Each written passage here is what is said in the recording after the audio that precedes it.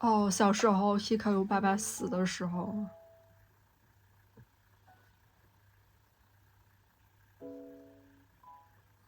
那个时候的 Hikaru 还懂得死亡的沉重。光、みんな車のとこ行っとるで。なあ、よしき。このまんじゅう食ってええんかな。アホ、ダメにき。香菇还是这里的特产呢。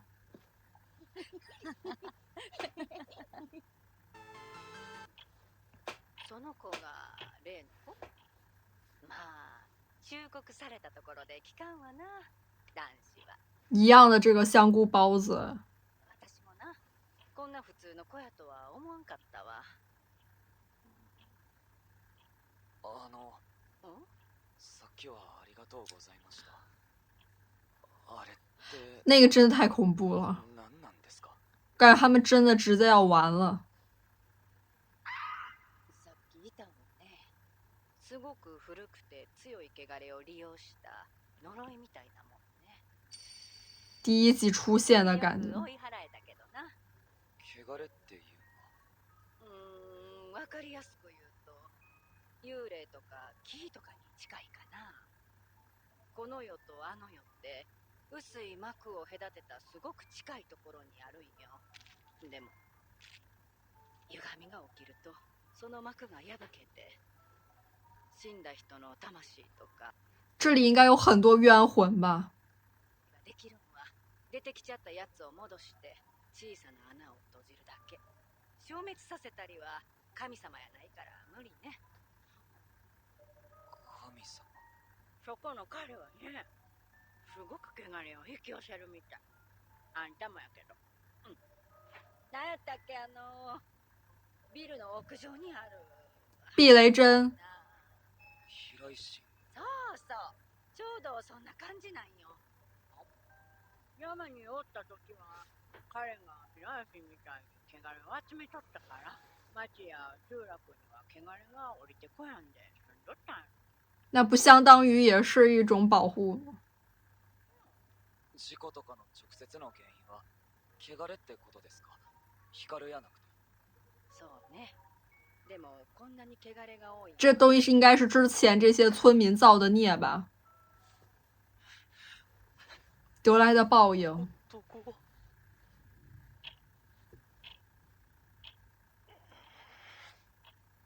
おい光、傷つけたりせん？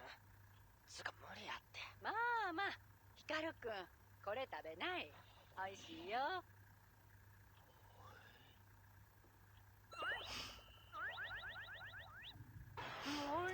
从小就爱吃。お前、人んちのまんじゅう一人であんま食うなって。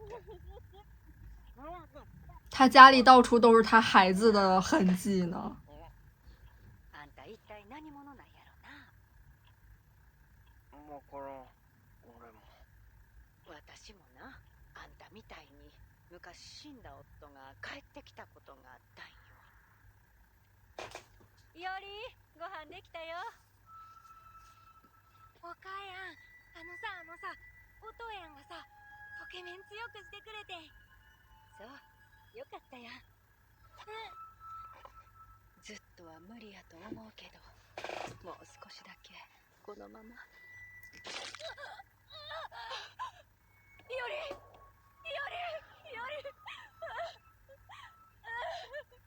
ごめんな、ごめんな、より、ごめんな。お母さんのせいや。私が何とかするから。天哪，这个流泪。分かっとったはずやのにね。でも光くんとはまるで違う。間違いなく夫の魂やったけど、あれはどこまで行ってもただの汚れに過ぎんかった。这个长镜头。俺は汚れとはちゃうよ。多分根本的になんか。あんたはなんかもっとこう輪廻の輪の外側におるような、もっと意味のわか更强大的存在吧。野抜様って知ってますか？野抜様？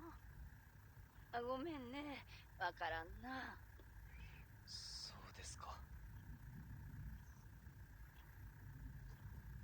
ねえ、このまま汚れが増え続けたら、たくさんの人が死ぬよ。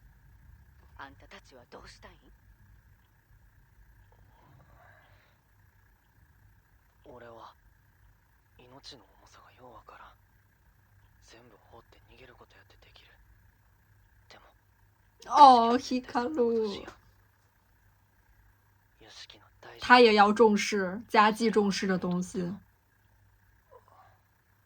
俺はやっとできた大事な居場所やから守りたい。珍贵的容身之所指的就是家计，他要守护家计。俺はこいつにどこまでもついていくって決めたから、そのために人が死ぬのを見て見ぬふりをする気はないです。そっか。ヒカルくんも町や村もどっちも大事なんやね。光を哦，不会抛下他的。けど無らんことも捨てたらあかんと思うから。他们俩的这个杯子的花儿，一緒になんとかしなきゃね。像向日葵之前也出现了，子たちやな。根本就不是人形态啊！お疲れ様でした。就是这铃铛就是武田的，之前就出现过好几次了。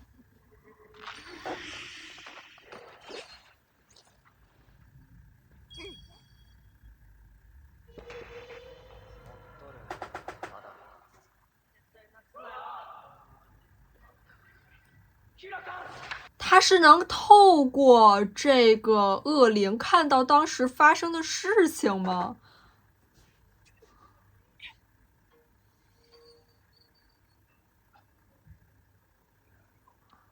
他这是什么能力呀？就仿佛他们是可以听他指挥一样。こんな主婦でもいろんなところに恩を売ってあるん。ありがとうございました。ああ、よしき、ちょっと待って。ヒカルくん。おねえ、ヒカルくん。あんたこれ以上辻中くんを混じり物にした。大姐应该不会出卖他们吧？辻中くんが人の世界に戻れんくなる。他也会到那一层膜之外的世界吗？あんなんはな、読めたらええねん。光が死んどっても、この村では何も変わらず時間が過ぎていく。誰も何も知らんままで。しいたけまんじゅう大量にゲット。光、お、さっき帰っといてくれやん。悪い。おい。おい。ちょっと寄るとこあるだけや。気にすんな。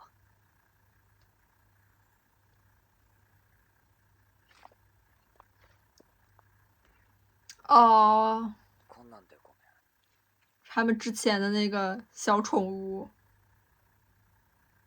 あいつがおる限り、誰もお前を弔わんから。でも、あいつがおると、お前を忘れやんでいられる。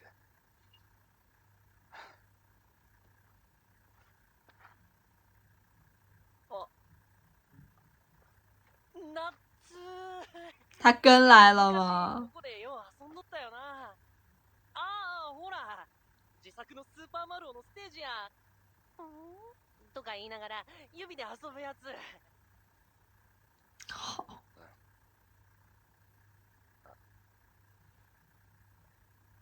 なあ、俺とヒカルの違いってどんなとこ？他也在意，一直在意这些。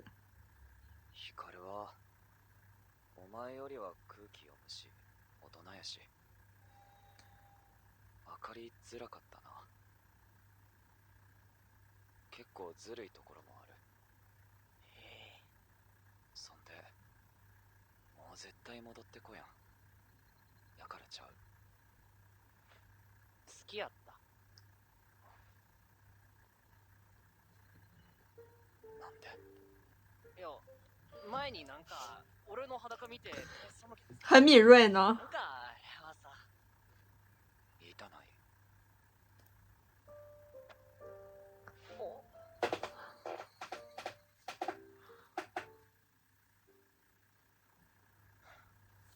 今はもうお前の体見ても何とも思わんな。それにこんな感情は真的把他当小孩儿看待了。なんやそれ。確かに俺にはないよ、そんな感情は。根本的に人間とはさ、全然ちゃうんやろ。他很失落呀。俺らには俺らだけのもんがある。別に何かに当てはめやんで。つうかさ、お前は別に人間に佳姬，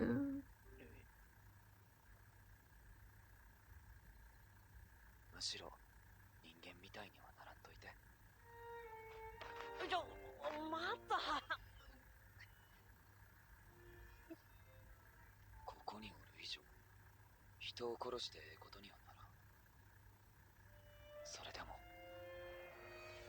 ちょ、こいつを無理に人に合わせるには皮开鲁真的很高兴。生きていける場所があれば。そのためやったら俺は全部あげるから。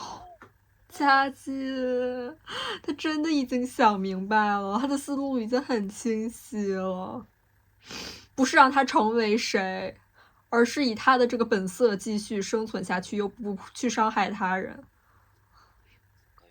たたり神とされるようになり、山から出やんようになった。山に閉じ込めるみたいな感じなのかな。多分。で、ヒカルのじいさんに言うと、どうやらインドの男はヒチさんと呼んどる何かを使って代々山で何かの儀式をしてきた。ほー、まあ能抜き様の封印役なんかな、知らんけどさ。それでお前について紅林さんが言うとったこと。俺？飛来神のように汚れを集める。でも汚れではない、何か巨大な塊で地獄のようなもの。そして輪廻の輪の外側の存在。俺ってそんな風に言われとったんや。お前って神様なのかな？そうなんやないの？様はつけて呼ばれとるし、神様なのになんでこんな悩んで。なあ、俺がさ、山からおらんくなったから村に汚れが流れ出とるんよな。本来是镇守在那一个地方的。俺が山に帰れば。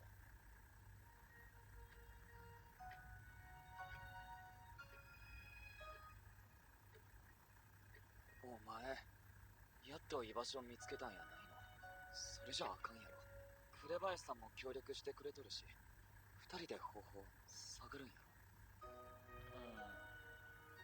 要は、汚れを山に留めておければええわけやろ。村がおかしなっとる直接の原因は汚れなんや。お前はここにおったって、もう人を傷つけたりしやんやんか。佳姬好坚定啊！野抜き様や村のことが分かれば、お前が何者で、なんで汚れを引きつけるんか分かるかもしれん。汚れを減らす方法もや。そしたら村は汚れの被害に遭わんで済む。調べて、それから言えや。我觉得希卡鲁之所以是现在这个样子，也跟人们的愿望脱离不了干系，就是他是被设定成那样子去吸引那些邪恶恶灵的。引きこもりの老人やんな。まともに話してもらえるんかな。わからん。でも手がかりやから。ダメ元や。大丈夫なんかな。武田のおっちゃんですら怖いんに。なんや、インドんとこの珍しいな。なんのよ。武田のじいさんに聞きたいことが、調べ学習的な。お父さんに無理やろ、あの様子やと。外にも出ようとしやんし。何を聞きたいん？紅林って人から頼まれとるっつうか。紅林？お父さんが探しとった人って。他放的是盐和符咒吧，他怕有鬼怪找到他，做了什么虚心事儿，或者是知道什么秘密吧。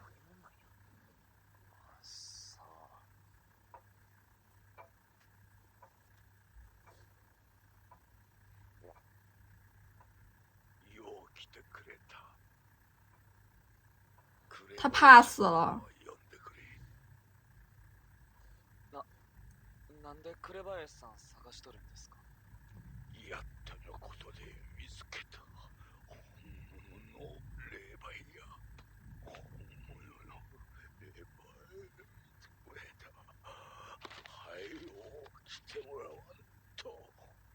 次に殺されるのは俺や。殺されるって。他们都知道自己什么时候会被取走性命。この村は汚れに飲み込まれと山から降りてきとる。おみじゃけた。それって能の貴様。ダレン星でインドの息子がダレン星でこうなったと。元をたどりゃすべてインドの人間が犯した禁忌のせいや。そのせいでたくさんの人間がのうなった。禁忌やからインドの男は代々山に謝り。就像希卡鲁的爸爸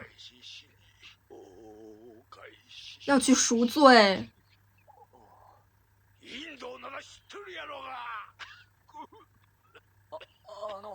人がのうなったんて寛延2年の大飢饉の話ですか？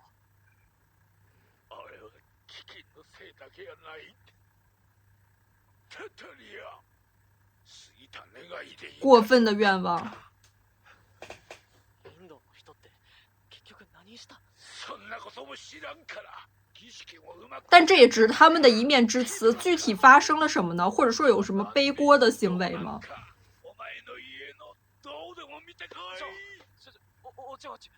落ち着いて。屋敷やばい。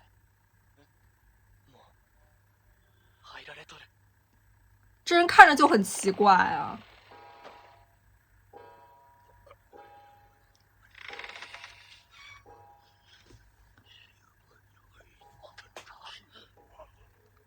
怎么每天都在受惊吓呀？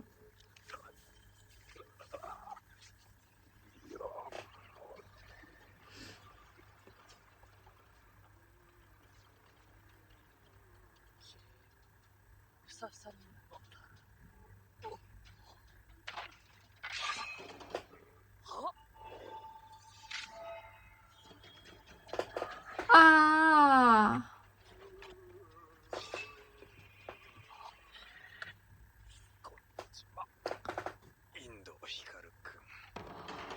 哇，五天！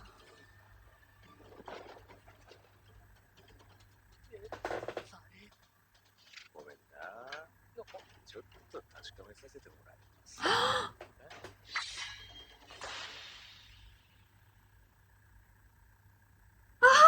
不，他现在没法愈合吧？他这怎么办啊？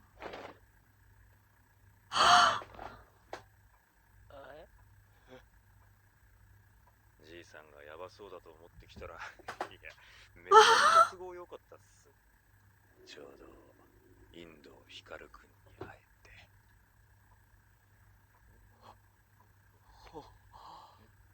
不是，这太突然了吧？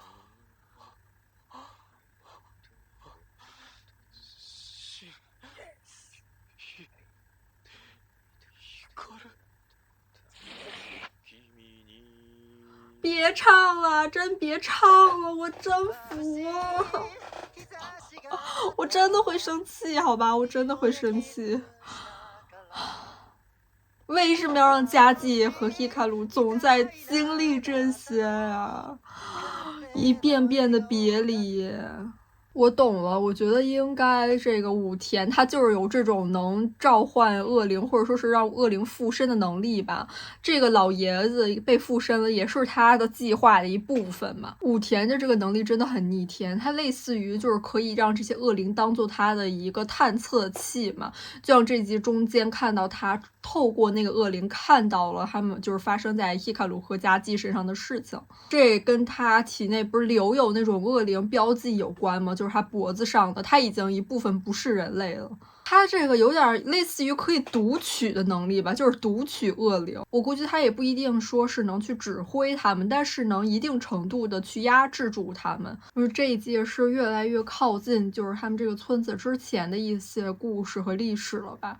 就是因为这个群岛大人现在不在山上了吧，现在所有的污秽都在从山上往下流，所以也像这个爷爷这一集说到的，就类似于说这个村子封印的东西正在崩溃，这所有的这种解体和污秽的下流都跟希卡鲁他们家祭堂家有关。以他的意思所说呢，就是祭堂家他们曾经触怒过神灵，因为就是许愿了很过分的愿望吧，所以他们代代男丁都要把这个收过的东西还回去。我觉得这种禁忌很有可能就是，比如说不能跟群岛大人做这种交易啊，或者说是，跟生死有关的，不该取走山里的某些东西，或者说是过于贪婪的愿望。愿望肯定不只是一个人或者一个家族所造成的吧，肯定都有，比如说是永远保持繁荣昌盛啊，或者说是永远不死啊，或者说是让死人复生啊，是这类愿望吧。这样的许愿过度，它会遭来就是一定程度的反噬的，所以可能也当时导致了大量的饥荒和死人吧。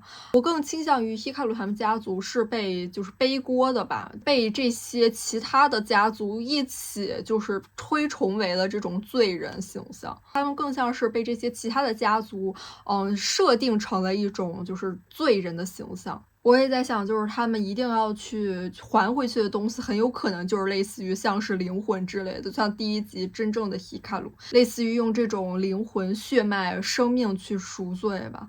这让我想起之前希卡鲁的爸爸在希卡鲁小的时候不是也跟他说过，如果有珍惜之人就把他娶回家，类似于就是说我们家族的这个男丁是无法获得这种幸福之类的，这些可能都跟他们家里要去赔罪有关吧，就是可能这个群岛大人之类的这些神明，他们要取走这种羁绊非常强的灵魂，不知道他们有没有那种情感越强灵魂就越美味这么一说吧。这集就是雷阿姨她也是提到了，就是佳纪他有可能会被希卡鲁的这边的世界所带走，有点像是说希卡鲁这个存在在这个轮回之外的生物，他所在的世界会有一点点吞没佳纪的世界，把他吸走带走，以至于佳纪最终会失去这个人的位置。